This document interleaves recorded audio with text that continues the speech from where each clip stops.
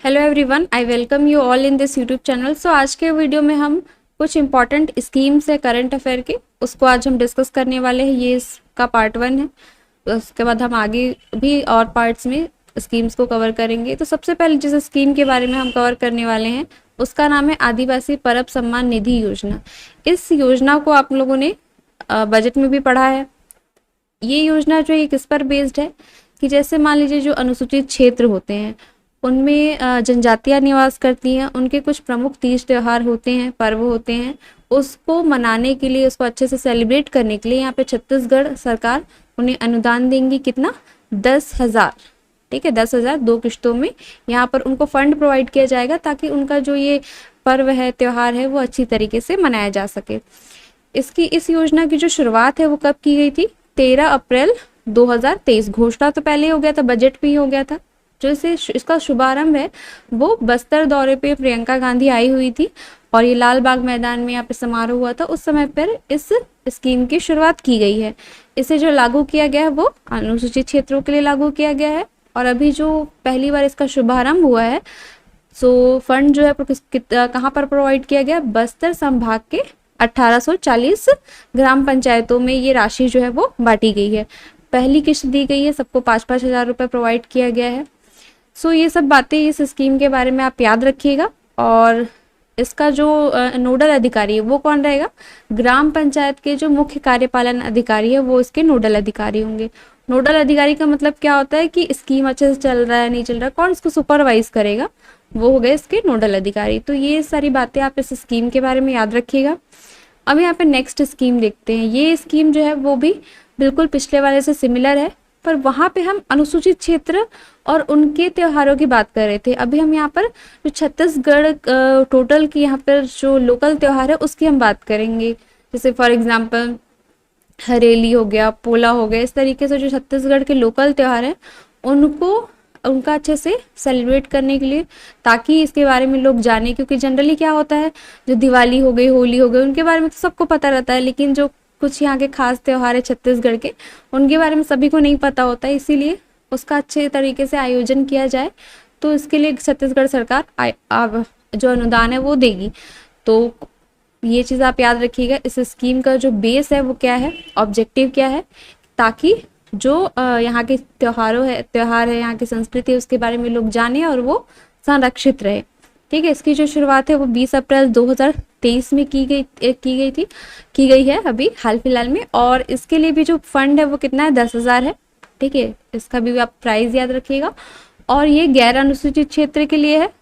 And अभी इसका जो शुभारंभ किया गया है, कितने ग्राम पंचायत में लागू किया गया है? 6111। तो ये चीज़ आप इस स्कीम के बारे में याद रखिएगा। उसके बाद नेक्स्ट देखिए, यहाँ पे मुख्यमंत्री विरासत झरोखा योजना। ये जो स्कीम है इसका ऑब्जेक्टिव क्या है? यहाँ पर जैसे जो छत्तीसगढ़ के ऐतिहासिक और पुरातात्विक जो पर्यटन स्थल है उसके बारे में, ताकि सबको पता चले वो उसके बारे में क्या है कि इस संस्कृति को संरक्षित करने के लिए ये योजना लाई गई है। इसमें क्या करेंगे कि 2 शासकीय महाविद्यालय या फिर कार्यालय इसको चुना जाएगा हर एक जिले से, और वहाँ पे एक तरीके से एग्जीबिशन होगा जो ये पुरातात्विक एवं जो ऐतिहासिक धरोहर है उनका एग्जीबिशन टाइप का यहाँ पे लगाया जाएगा। जैसे फॉर एग्जांपल मान लीजिए भोरम देव मंदिर हो गया, रुद्र शिव की प्रतिमा हो गई। इस तरीके से जो छत्तीसगढ़ का कल्चर वाली चीज़ें हैं उसका यहाँ पे प्रतिकृति यानी मॉडल एग्जीबिशन टाइप का किया जाएगा। और ये जो स्कीम है वो किससे रिलेटेड है? वो संस्कृति विभाग से रिलेटेड है। इसको बजट में घोषणा इसका किया गया है। उसके बाद नेक्स्ट स्कीम के बारे में देखते हैं, मुख्यमंत्री धरोहर दर्शन योजना। इसके अंतर्गत क्या करेंगे? नाम से ही क्लियर है कि धरोहर दर्शन, जो छत्तीसगढ़ की जो ये ऐतिहासिक और पुरातात्विक जो धरोहर है, जैसे फॉर एग्जांपल जो टूरिस्ट प्लेस हैं, अभी जैसे हम लोगों ने एग्जांपल ही लिया कि भोरम देव हो गया, तो वहाँ पर क्या करेंगे? घुमाने ले जाएंगे। जो स्कूल या महाविद्यालय के बच्चे हैं, हर एक जिले से 3 स्कूल या महाविद्यालय को चुनेंगे और वहाँ पर उनको एक तरीके से घुमाने ले जाएंगे। और ये जो है वो आसपास ही ले जाएंगे, ऐसा नहीं है कि जो सरगुजा के लोग हैं उनको बस्तर घुमाने ले जाते, ज़्यादा दूर। इससे क्या हुआ? अनइकोनॉमिकल हो जाएगा। जो आसपास के क्षेत्र हैं, जैसे फॉर एग्जांपल कि जो सरगुजा के लोग हैं तो मैन पार्ट वहाँ से पास पड़ता है।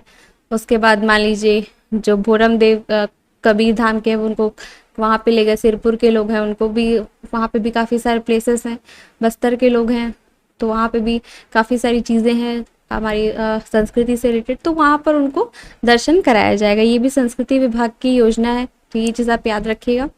उसके बाद जो श्रमिक सहायता योजना, ये योजना किस पर बेस्ड है, जैसे कि जो एजेड हो जाते हैं, ठीक है, एक टाइम के बाद उनका भी क्या होता है कि कार्य करने की क्षमता कम हो जाती है, तो उनके लिए ये, उनकी सहायता करने के लिए ये योजना लाई गई है। और इसकी जो घोषणा की गई है 1 मई 2023, इस दिन क्या होता है, मजदूर दिवस होता है, बोरेबासी, आपको याद होगा, ठीक है, ये चालू किया गया है। तो 1 मई 2023 से इस स्कीम की घोषणा की गई है। इसके हितग्राही कौन होंगे, जो कि कंस्ट्रक्शन वर्क में जो लेबर्स होते हैं उनको इसमें रखा गया है। इसके लिए एलिजिबिलिटी भी है कि मिनिमम जो एज है वो 59 ईयर्स होनी चाहिए और मैक्सिमम जो एज है वो 60 ईयर्स होनी चाहिए। उसके अलावा जो उनका मंडल में पंजीकृत है वो कम से कम 3 साल का उनका पंजीकरण होना चाहिए। और इसमें उनको एक बार, मतलब एक मुश्त, मतलब क्या होता है, एक बार में राशि मिलेगी, किस्तों में नहीं, एक बार में मिलेगी। तो 20,000 रुपये उनको आर्थिक सहायता दी जाएगी। तो ये चीज़ आप इस स्कीम के बारे में याद रखिएगा। उसके बाद नेक्स्ट देखते हैं कौशल्या मातृत्व योजना। ये जो योजना है ये बेटियों को उनके स्वास्थ्य एवं शिक्षा के लिए और प्लस उनको मोटिवेट करने के लिए कि ताकि लोग बेटी बचाओ, इसके लिए ये योजना लाई गई है। इसको 8 मार्च 2022 के दिन लागू किया गया है और इसमें 5,000 रुपये जो है वो एक मुश्त राशि दी जाएगी। कब दिया जाएगा, इसके लिए एलिजिबल कौन रहेगा कि दूसरी पुत्री के जन्म पर, यानी कि जैसे पहले से किसी की एक डॉटर है, उसके बाद जब सेकंड डॉटर होती है तो वहाँ पर उसको ये 5,000 रुपये की राशि दी जाएगी। ठीक है, तो ये इस स्कीम के बारे में याद रखिएगा। इसके बाद नेक्स्ट स्कीम के बारे में देखिए, Mahatma Gandhi rural industrial park. ये काफ़ी इंपॉर्टेंट स्कीम है। इसके तहत अगर आप देखेंगे तो इसको शुरू कब किया गया था, 2 अक्टूबर 2022 को इसकी घोषणा की गई थी। इसके अंतर्गत इसका टारगेट रखा गया है कि 300 रूरल पार्क जो है वो स्टैब्लिश किए जाएंगे। और इस योजना का जो मुख्य उद्देश्य है वो क्या है कि जो ग्रामीण क्षेत्र में जो गौठान है उनको आजीविका केंद्र के रूप में विकसित करना। मतलब कि जैसे जो जीवन जीने के लिए क्या होता है, पैसे की ज़रूरत होती है, तो आय का साधन उसको बनाने के लिए कि ताकि वहाँ से लोगों को इनकम हो। हर एक विकास खंड में 2 पार्क बनाया जाएगा। अभी कितने हैं टोटल विकास खंड, 146 है, तो उसको राउंड ऑफ करके समझ लीजिए 300 रूरल पार्क का टारगेट है। उसके बाद सबसे पहला जो यहाँ पे इंडस्ट्रियल पार्क खोला गया था वो कुलगांव गांधीग्राम में खोला गया था। ये किस जिले के अंतर्गत आता है, ये कांकेर जिले के अंतर्गत आता है। और इसका जो बजट है वो कितना है, 600 करोड़ रुपए इसका बजट है। और सबसे बड़ा इंडस्ट्रियल पार्क अगर आप देखेंगे रूरल इंडस्ट्रियल पार्क, तो ये ग्राम तुरेनार में है जो कि जगदलपुर के अंतर्गत आता है। तो ये सारी चीज़ें आप इसके बारे में याद रखिएगा, ये काफ़ी इंपॉर्टेंट स्कीम है। उसके बाद है मुख्यमंत्री मितान योजना। मितान शब्द का मीनिंग क्या होता है आप लोग कमेंट सेक्शन में बताइए, ठीक है, काफ़ी फेमस वर्ड है। इसकी शुरुआत 1 मई 2022 को की गई थी और इसके अंतर्गत क्या होगा, इसे 14 नगर निगम में लागू किया गया है और इसके लिए टोल फ्री नंबर भी दिया गया है 14545।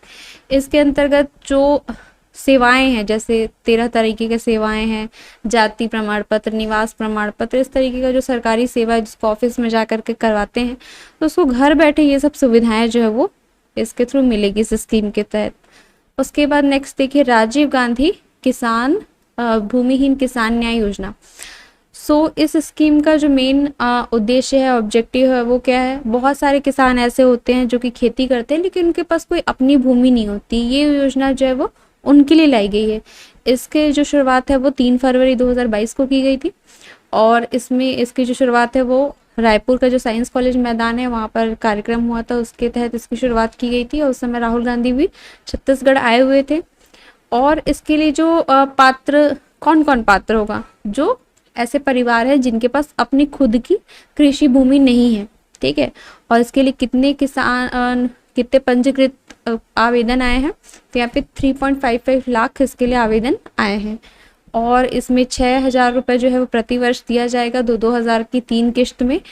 तो ये स्कीम जो थी वो ऐसा था, लेकिन अभी जो बजट नया बजट आया है उसमें इस राशि को बढ़ा करके 6,000 से 7,000 कर दिया गया है। तो इसको आप अच्छे से याद कर लीजिए, क्योंकि एमसीक्यू में पूछा जा सकता है कि जो नए बजट के अनुसार इस योजना की जो राशि है वो कितनी कर दी गई है। तो 7,000 रुपया याद रखिएगा।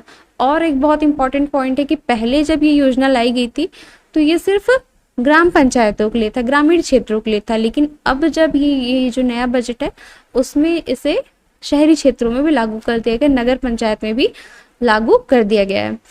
उसके बाद यहाँ पर लास्ट जो आज के वीडियो में हम पढ़ने वाले जिस योजना के बारे में, मुख्यमंत्री वृक्ष संपदा योजना।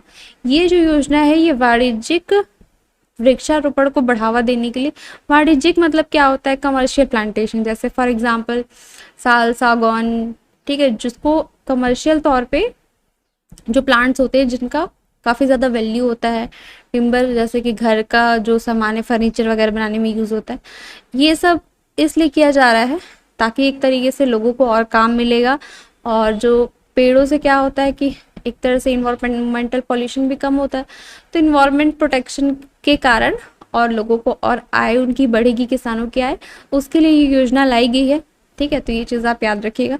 इसमें भी 15,000 से 50,000 तक का है कि उनको राशि जो है वो दी जाएगी। इसकी शुरुआत 21 मार्च 2023 से इसकी शुरुआत की गई। इस दिन विश्व वन दिवस होता है, तो उस दिन इस योजना को शुरू किया गया था। तो ये सारे स्कीम्स जो है वो काफ़ी इंपॉर्टेंट है, करंट अफेयर में भी हाल ही में चर्चा में रहे हैं। तो ये सब जितने भी डिटेल आज हम लोगों ने आज के लेक्चर में पढ़ा है, आप इन सबको अच्छे से याद कर लीजिएगा, नोट्स बना लीजिएगा, और ये PDF अगर आपको चाहिए तो आप टेलीग्राम से ले लीजिएगा। ठीक है, तो इस वीडियो में इतना ही। Thank you everyone.